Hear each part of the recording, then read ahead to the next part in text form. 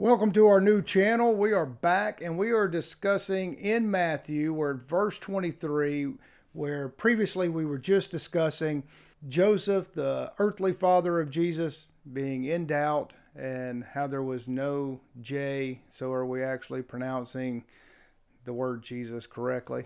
It would seem kind of funny if we weren't. So, lo, it starts off, lo, the virgin shall conceive and shall bring forth a son, and they shall call his name Emmanuel, which is interpreted with us God. Okay, this is even bigger than the previous video, because if God is saying we shall call him Emmanuel, then why are we calling him Jesus? His name is Emmanuel, clearly Emmanuel. So we still call him Jesus. That's strange. And even in the Bible, it says, so again, why do we call him Jesus when his name's Emmanuel?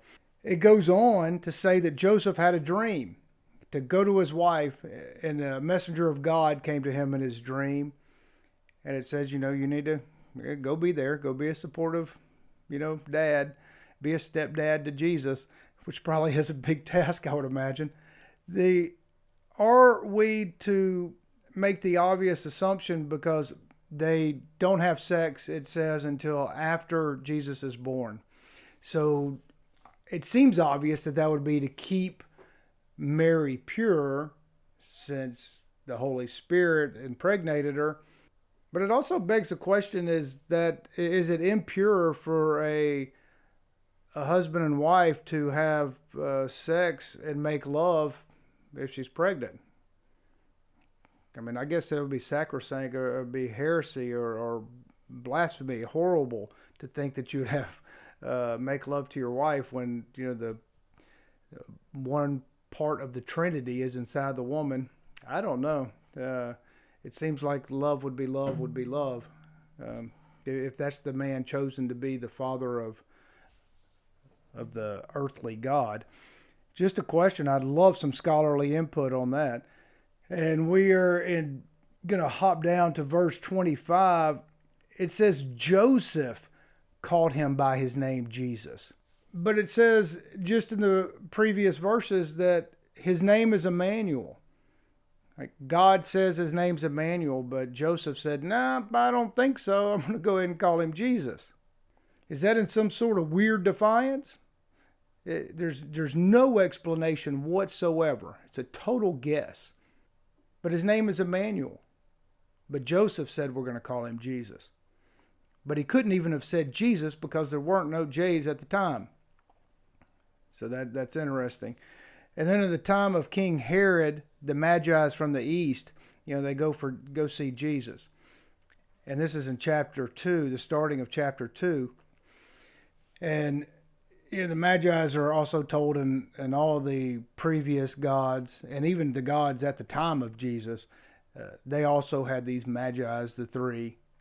And many scholars believe that the Magi's were the three stars in Orion's belt, and this was an astrological symbol, and this is a metaphor, not to be taken as they literally came.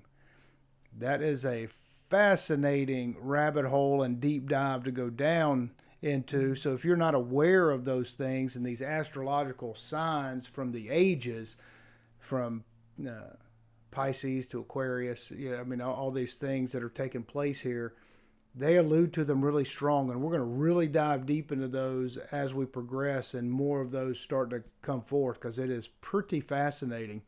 And if this is of interest to you and you enjoy it, I would really appreciate it greatly if you liked and subscribed and join in the conversation with us, because I'm doing this to explore and to learn things more for myself.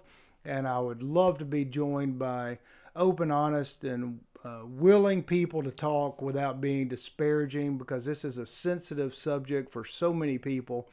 And the only way to ever find any truth is by having open, honest, with good intent discussions on what this thing is.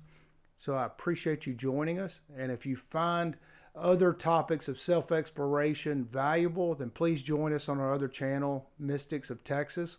And you can visit us at mysticsoftexas.com. I appreciate it, and we'll see you on the next one.